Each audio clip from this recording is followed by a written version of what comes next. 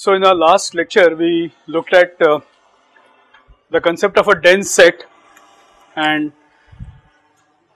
so we said that the set of rational numbers is dense on real line, and then any real number can be approximated using a rational number with an arbitrary degree of accuracy. So that is one of the key result which helps us in computing. We can represent a real number using a rational number and carry out the calculations, carry out approximate calculations, not exact calculations. In the same way, the set of polynomials is dense in the set of continuous functions over a interval a to b. Now this is a cornerstone result called Weierstrass theorem, and Weierstrass theorem asserts that any function, any continuous function over an interval ab can be approximated by a polynomial with arbitrary degree of accuracy. A very important result.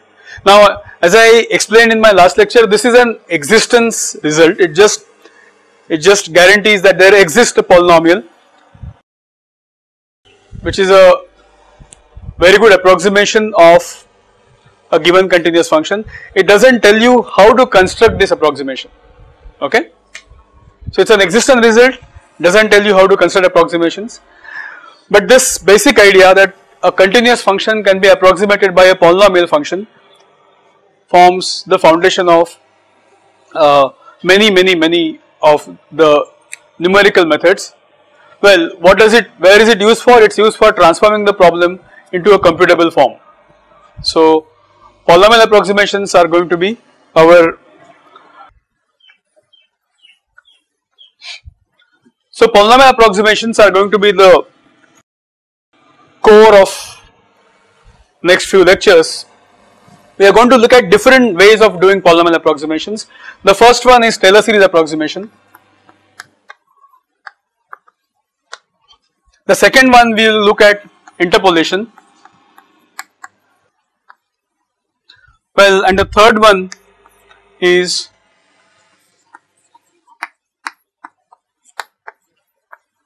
least square approximations.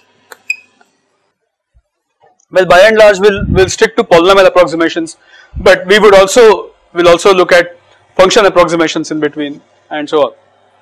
So these three basic ideas or these three basic tools give us a way of constructing these polynomial approximations. So Weierstrass theorem only gives you existence. Actually, how do you construct these polynomial approximations will be done through these three approaches. Now let us begin with Taylor series approximation. Let's begin our journey with Taylor series approximations. Now Taylor series approximation, if I am given a continuous function, say I have some fx which belongs to set of continuous functions over ab, okay, and that means x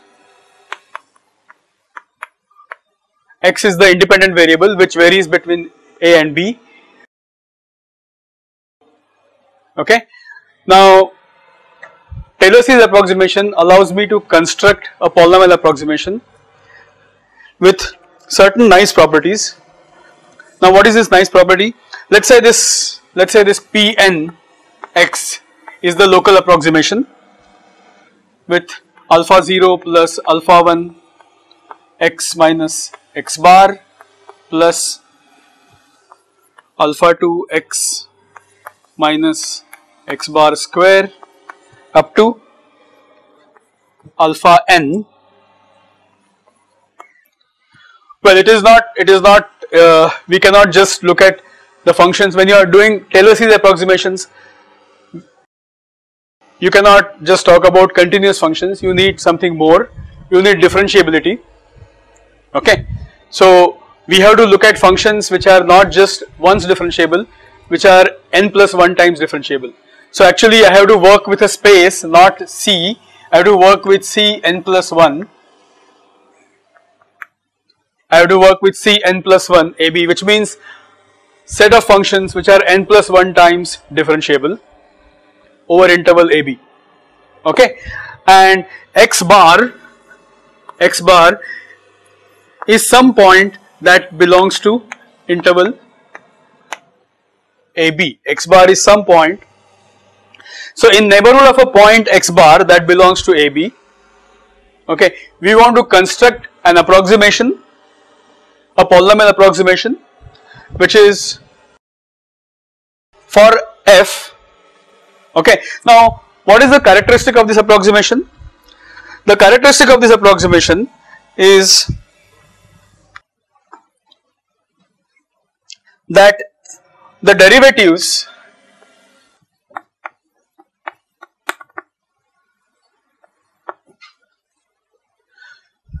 see, the nice thing about this polynomial approximation is that derivatives of this polynomial are same as derivative of this function at x equal to x bar. Okay, at x equal to x bar, this polynomial approximation and the original function have identical derivatives. How many identical derivatives? N identical derivatives. Okay, n identical derivatives. Now, using this condition, it's very easy to derive what is alpha 0, alpha 1, alpha 2. If you start differentiating Pn, okay, if you start differentiating Pn, you will get different. So for 0th order derivative, which means Pn x bar is equal to f of x bar for k equal to 0. So the first coefficient Pn x bar, that is equal to alpha 0. So the first coefficient turns out to be this. Okay, the second coefficient we just differentiate and then. So what is the second condition? The second condition is that dPn by dx at x equal to x bar should be equal to df by dx at x equal to x bar. Notation that we have is f of x bar by dx. We are calling this as f of x bar by dx. Okay, so very easy to show that alpha 1 is equal to df x bar. This is just a notation saying that the derivative evaluated at x equal to x bar. Okay, so likewise I can go on differentiating, and it's very easy to show that. Is this clear? What will be the first derivative? See, the first derivative of this will be alpha 1 plus 2 times, right, and just equate it to the derivative here, the kth derivative, that will give you the corresponding term. Okay, so likewise it's very easy to derive that alpha k is equal to 1 by k factorial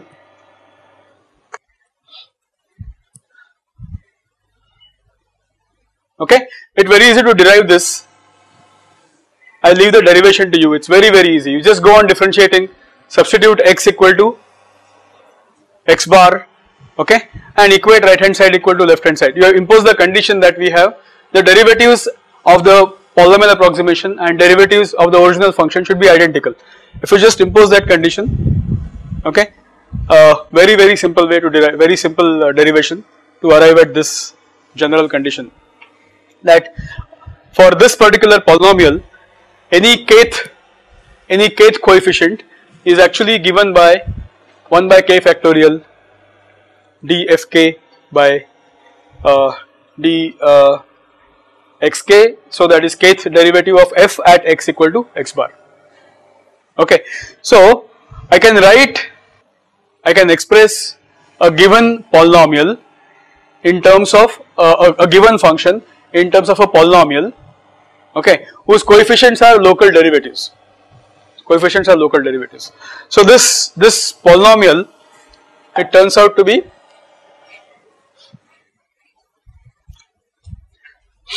this Pnx, it turns out to be f at x bar plus df. So 1 by 2 factorial and so on. So 1 by n factorial.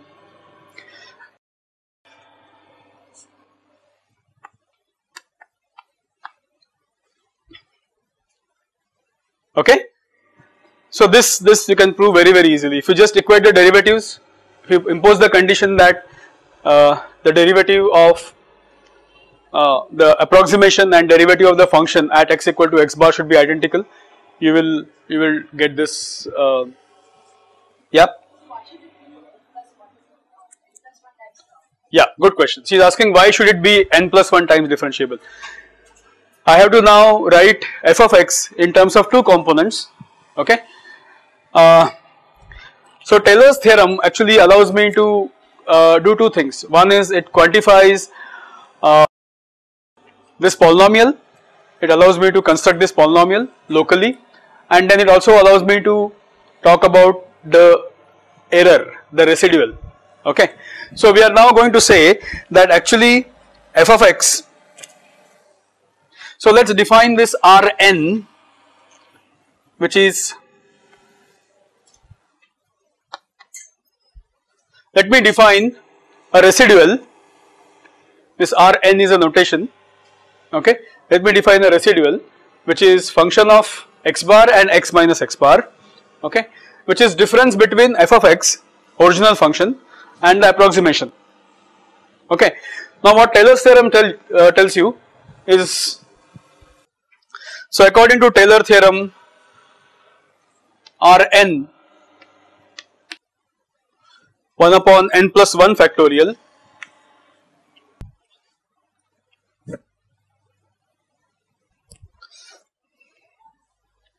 so actually I can write f of x as Pn x plus Rn x. So this is exact expression. So this derivative, n plus 1 derivative, is not evaluated at x equal to x bar, it is evaluated at some intermediate point, between x bar plus lambda times delta x, where lambda is a fractional value between 0 to 1. Okay. So actually derivation for this is through Rolle's theorem, and using mean value theorem you can actually show that there exists, using mean value theorem you can show that there exists some value of lambda for which you will get exact equality, and then that is how you actually prove this. But I am not really interested right now in proving this, we are just going to use this result. So n plus 1th derivative is required to define the residual term, okay, and this is an exact expression, remember that. This is an exact expression. So f of x exactly equal to this approximation plus the residual, where the residual is defined by n plus 1th derivative. That is why we need n plus 1 times differentiable functions. Okay. Now this is something which you have studied in your undergraduate. We will see how we will be using this subsequently when it comes to finite difference method of solving ODE boundary value problems or partial differential equations. But before that I want to introduce a multivariable version of this. This is right now one scalar value x. What if you have a function in multiple variables x1, x2, x3, x4, x5 and xn. Okay. So what I am going to do now is to define a multivariable Taylor series, okay, which will conceptually be same concept is there, that is you come up with an approximation whose higher derivatives are matched with the higher derivatives of the function, same idea, okay, except now we will start working with a function or a function vector in multiple variables, and then and where is it used? I will also immediately derive one well known result for solving nonlinear algebraic equations, that is Newton's method using the multivariable Taylor series. So Taylor series is not just defined for now let us say I have a function f of x which is from Rn to Rn, okay. Here x belongs to Rn, okay, x belongs to Rn, and I have a vector of functions, okay. So f of x is actually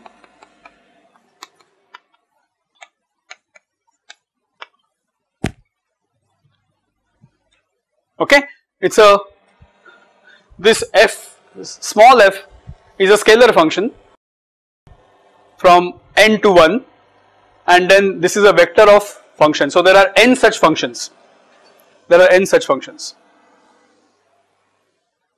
okay. Example, if you want an example, in the computing tutorial we are looking at 4 equations related to a CSTR in 4 unknowns, right. Each one of them can be written as f1x, f2x, f3x, f4x. There are 4 equations in 4 unknowns, okay.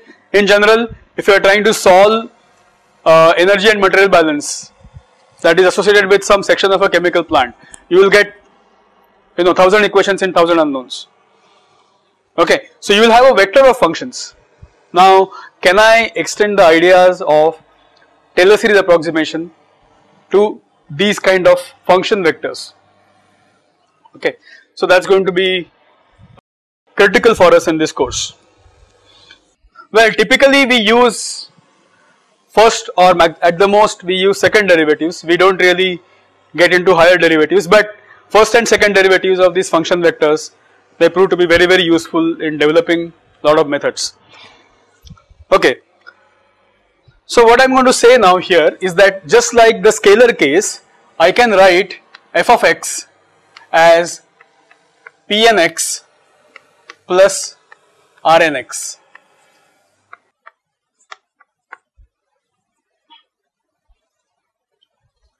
Okay. Now this is a polynomial, but this is a multi-dimensional polynomial. This is not one variable polynomial, okay. This is a multi-dimensional polynomial, okay. How do you construct this? Well, we still have the same condition, that is dk Pn at x bar. So kth derivative of this approximation, okay, should be matched with function derivative at that point. So this should be equal to dk f x bar. This is still the condition, okay, for k is equal to 0, 1, 2, n. And what is my residual now? Okay, let me first write down the function expansion. So Pnx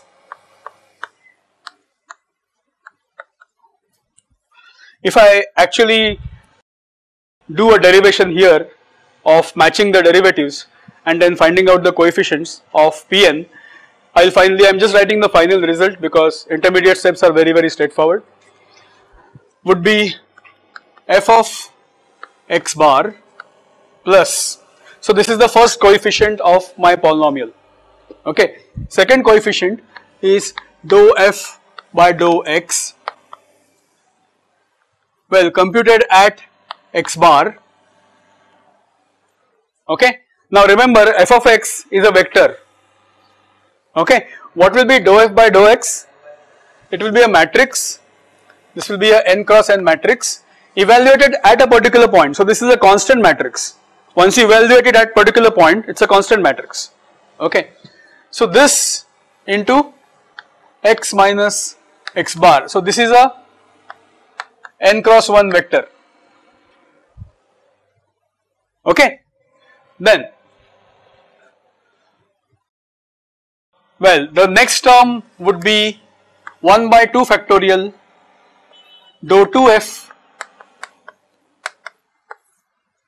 dou x square.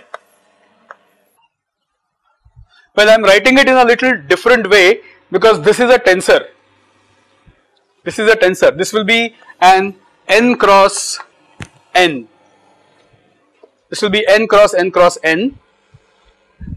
Okay. When x minus x bar operates on this once, you will get a matrix. When this operates twice, you will get a vector.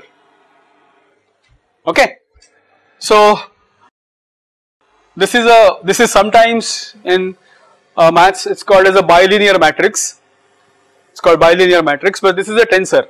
This is a n cross n cross n tuple. Then you will have plus 1 upon n factorial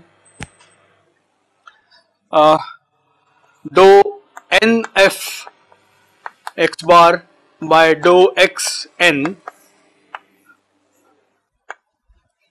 So this is a tensor which is n cross n cross n cross n times, and then delta x operates on it n times to give me a vector. Okay. So actually in practice, in most of the numerical methods, we'll be working with this first derivative. Okay. In some cases, in a situation, some situations we may go to the second derivative. Beyond that, it becomes very, very difficult to use Taylor series approximation. Nevertheless, the first derivative is very, very useful, as you will see that we will derive one very important method using this. And what is the residual? The residual term here is, I will just write it down here.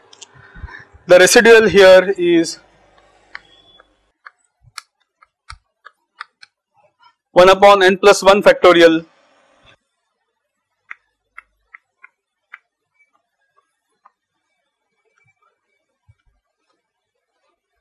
okay. So this is n plus 1th derivative evaluated at some point where x bar plus lambda delta x is x minus x bar, where lambda is some value between 0 to 1. So this is exact expression. If you write polynomial approximation plus the residual, so together they form the exact expression. Okay. So this is for function vectors which are n plus 1 times differentiable. Okay, n plus 1 times differentiable. Now function vector and its first derivative Jacobian, you have been calculating for the Newton-Raphson method. Okay, and the first thing I am going to do is to derive Newton-Raphson method starting from this Taylor series approximation as an application of Taylor series approximation. Before I move into solving partial differential equations or boundary value problems, I want to show that this complex expression for n functions written as a function vector is actually useful. It's the practical application of this going to be developing method for solving nonlinear algebraic equations simultaneously. Okay. Is there any doubt till now? Anyone? This is just an extension, yeah.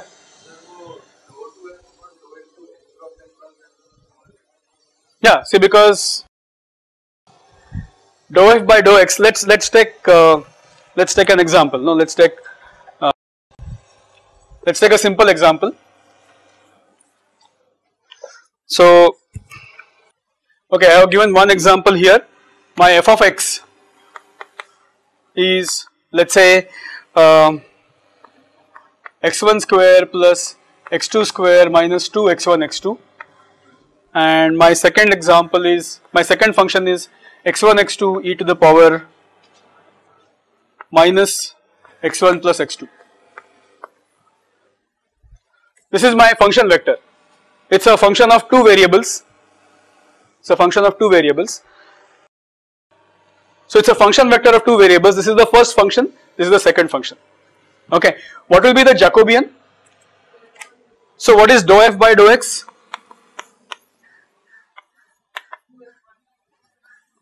So this will be whatever, it will be 2x1 minus 2x2, 2x2 minus 2x1, and whatever here, there will be two quantities here. Okay, now what is second derivative? What is the derivative of this?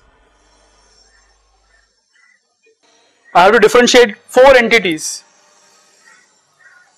See, I have to differentiate now to come up with a higher derivative.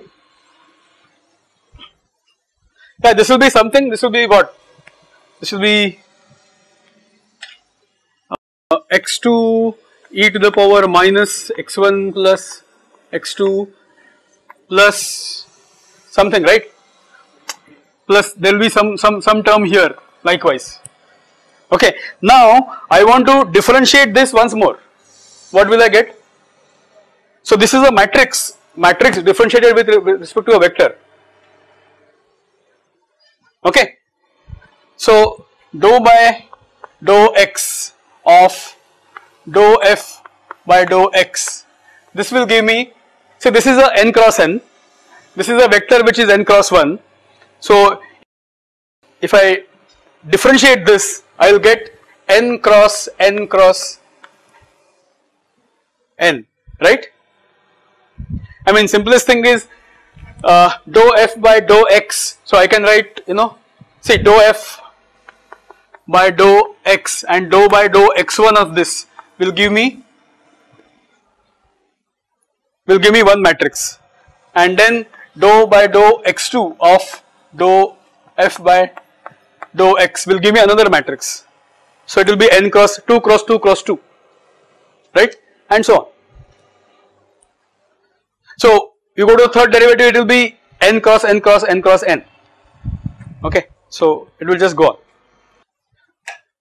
Okay, so yeah, how do I operate? So there are rules of operating this. The way you differentiate, there are different ways of writing this bilinear matrix. So depending upon how you write it, you can develop the rules for multiplication. So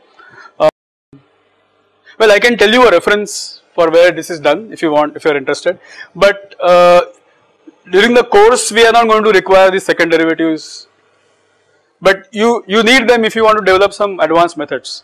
So if you are interested, I can tell you references where, but basically what happens here is that this is a three-dimensional array.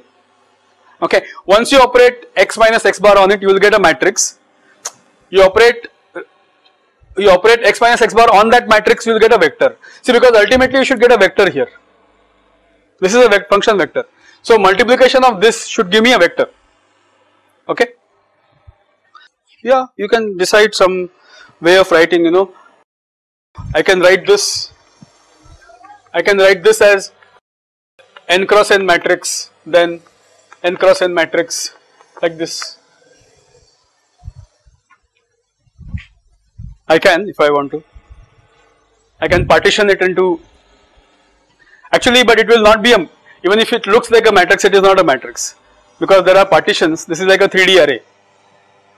Up to 4D you can represent on paper by somehow, and any 4-dimensional, 5-dimensional in MATLAB or in computer you can represent array of any dimension. Okay, let's not worry too much about higher derivatives of function vector. What we are going to need most is the first derivative, that is Jacobian. This Jacobian is most important for us in the course. Okay, so where is the application? Where do I need this? So I am moving to section, in terms of notes, I am moving to section 3.4. So I want to derive this Newton's method. I want to derive Newton's method as an application of Taylor series approximation.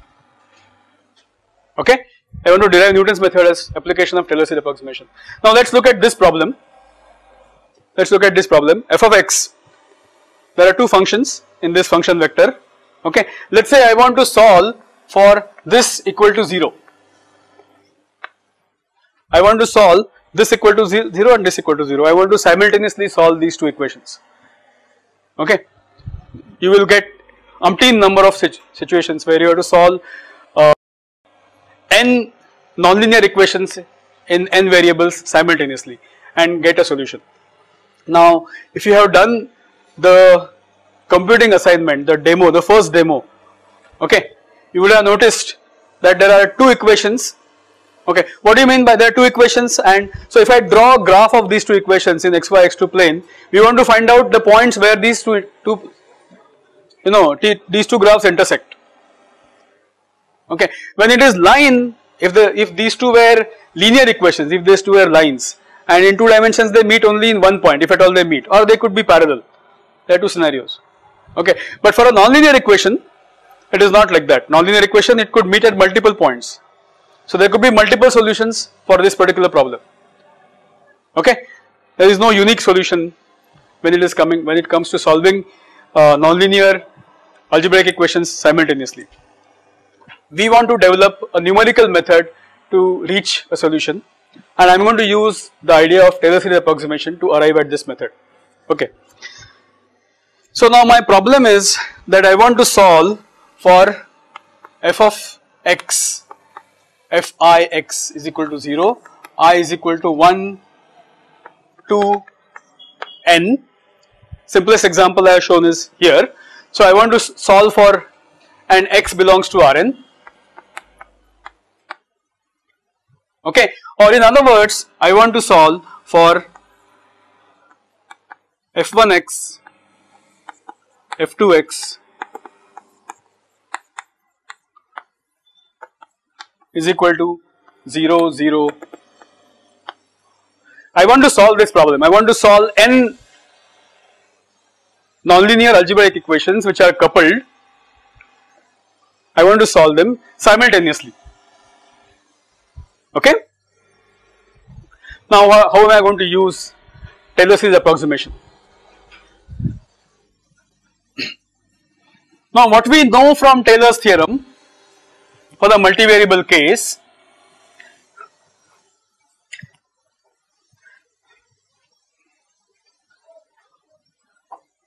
okay, what I know from Taylor's theorem is f of x is equal to f x bar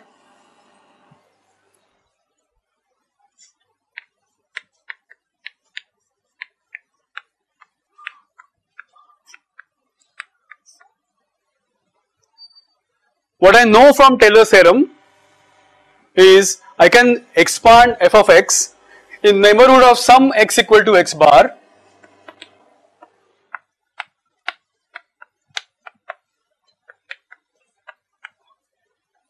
in the neighborhood of x equal to x bar. Okay, I can express it like this. Okay, if I am very close, if my x is very close to x bar, okay, I can actually ignore the higher order terms. I can ignore the second order and higher order terms. Okay, for small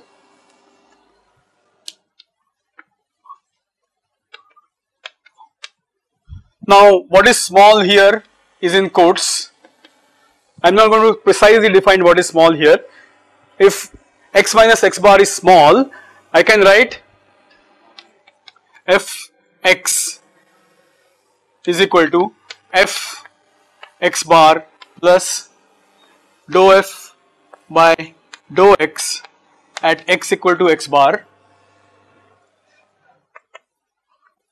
into x minus x bar.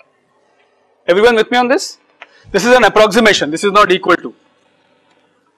This is not equal to. I am saying that this f of x for small, if x minus x bar is small, I can ignore the higher order terms in the polynomial expansion, and then I can say that f of x is almost equal to this for small perturbation around x bar. X bar is some point. Okay. What is it that I wanted to solve? I wanted to solve Let me go back here. I want to solve this equal to 0, or in the vector notation, which is nothing but f of x equal to 0. I want to solve f of x equal to 0. Okay, I am not able to solve this analytically, f of x equal to 0. I am trying to come up with some way of, doing it iteratively. So I want to solve this, okay, but I am not able to solve this. So I have approximated my original problem. I was talking about problem approximation, discretization. Okay, I used Taylor series approximation, and instead of solving for f of x equal to 0, which is the original problem, I solve this equal to 0. I solve for this equal to 0. Okay, is this solvable? Why this is solvable? Because this second derivative is calculated at x equal to x bar. So this is a matrix which is, once you calculate it at one particular point, this is a fixed matrix. Okay, what is this? Function vector evaluated at x equal to x bar. So this is a n cross 1 vector. This is a matrix which gets fixed once you evaluate it at x equal to x bar. Okay, then this approximation is a linear equation. It's no longer a nonlinear equation. Approximation can be solved very easily. Okay, so if I decide to solve this equation in place of my original equation, I decide to solve this equation. Okay, so what happens? I get a solution. X minus x bar is equal to, this is just a linear equation, minus dou f by dou x bar. Let me write in a very naive way, inverse of this matrix, okay, into f of x minus f of x bar. This is a n cross 1 vector, this is a n cross n matrix. This problem is easily solvable, okay, and I get a new point, x is equal to x bar.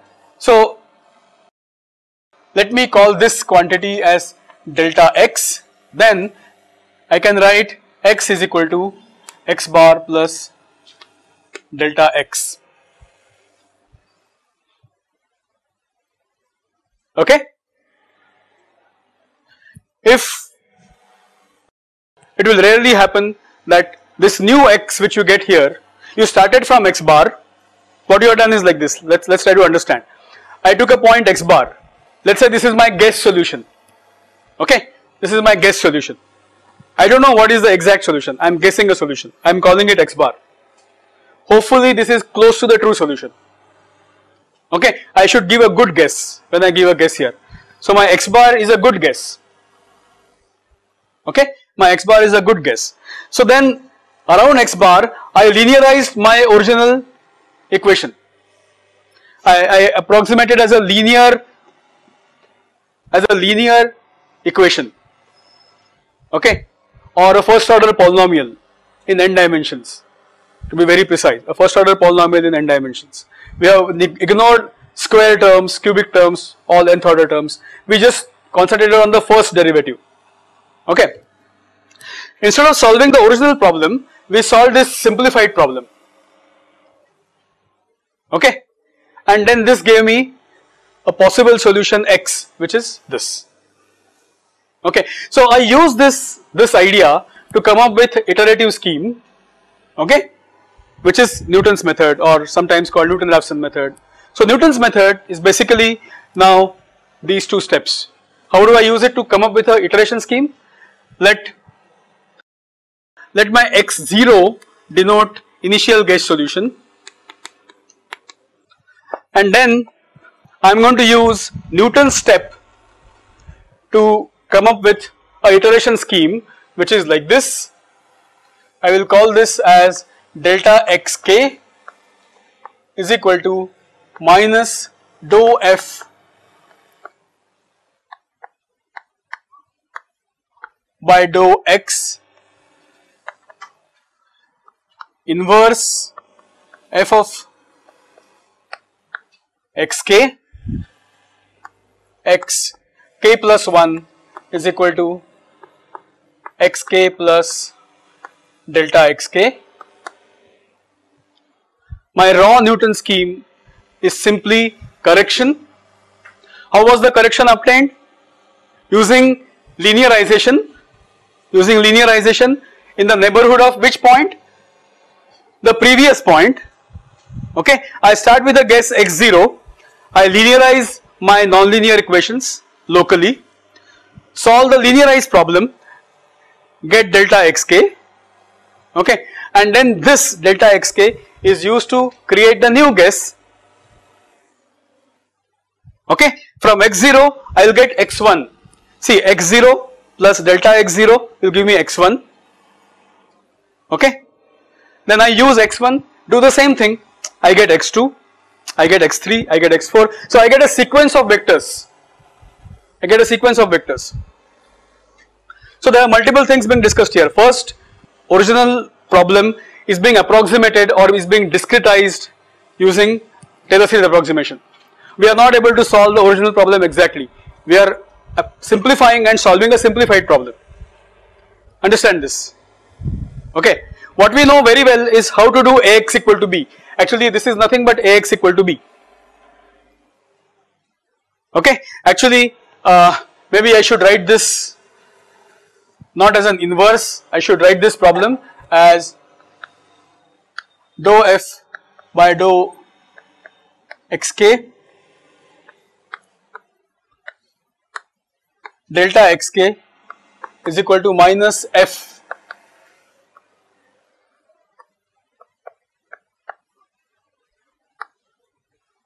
this is a matrix, this is a n cross n matrix,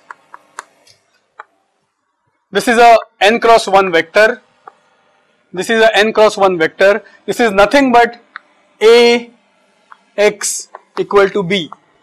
In abstract form, this is nothing but Ax equal to B. Solving linear algebraic equations, something which we know very well. Okay, we know how to solve linear algebraic equations. So I am solving Ax equal to B. Okay, and then the delta x which I get here is added to xk to create a new guess, and then I continue this. Very, very important. If you want to get a good convergence, initial guess is very, very important. That's where my input as an engineer or a physicist or a scientist will come into picture. I should know what values. I mean, if I have a pressure or concentration or say mole fraction between 0 to 1, I cannot give a guess point, 1.5 or minus 0.5. So physics comes there. Initial guess is very, very important. If there are multiple solutions, it may happen that if you give a guess close to one solution, iterations will go to that solution. If you give a guess close to another solution, iterations will go to that solution. Now the question is this sequence Cauchy? Is this sequence converging? Okay. So what do I do here is I look at x k plus 1 minus xk, norm of this. Well, it is many times, because of numerical problems, it is many times risky to look at only this difference. We should normalize it. So it's good to look at, this is used for normalization. Okay, I would want to know whether this is less than or equal to epsilon. If this is less than or equal to epsilon, I terminate my iterations. Otherwise, I just keep doing this. I start with an x0 initial guess. I keep doing these steps. So, original problem, which is solving nonlinear algebraic equations, is converted into sequence of linear algebraic equations. I am solving linear algebraic equations again and again, hoping that this sequence will lead to solution of the original problem. So we need to check whether we are going there. So we need one more convergence criteria, and that is we need to check whether norm f of, if this is less than epsilon 2, well, ultimately why am I doing all this? I want to solve f of x equal to 0. Will I ever get 0 exactly? In a computer, I will never get 0. I have to give some epsilon to be some small value. This would be, like 10 to the power minus 10 or something, some very, very small value. So I want to say that do these iterations till, any one of these conditions is satisfied. That means doing more iterations is not helping me. I am just at the same point. Okay, I am at the same point. If this goes close to 0, then I am doing iterations and I am at the same point. The same thing is here. If I am doing iterations and if this has become sufficiently small, I can stop. Okay. So this is the Newton's method, which is developed by using multi-dimensional polynomial approximation. What kind of approximation? Taylor series approximation. Okay. And this is something which we'll be using again and again, and you also have done programming, you started doing programming for this, right? So you will get more insight into what is this. See, now it will become clear where is a sequence of, why do you have to worry about some sequence converging? Well, when I start doing these iterations, I start from x0, I continue doing this till I get convergence of what? The sequence of vectors. Each one of you, if I give you the same problem, each one of you might start from a different initial guess. Each one of you will get a different sequence of vectors. Okay, I have to worry about whether there is a convergence, whether the sequence converges to the solution, to a solution, and so on. Okay, so this is where. So today what we have looked at is one application of Taylor series. Yeah. Well, there are numerical difficulties. If you don't normalize, see, sometimes your x is a vector which itself has very small quantities. Okay, it may have mole fractions which are 10 to the power minus 3, minus 4, and then the difference will look small, but actually it is not small. So you should look at relative error. Relative error is always better than. So that is why we look at relative error. Okay, so next class we'll start looking at other applications of Taylor series approximations in solving problems.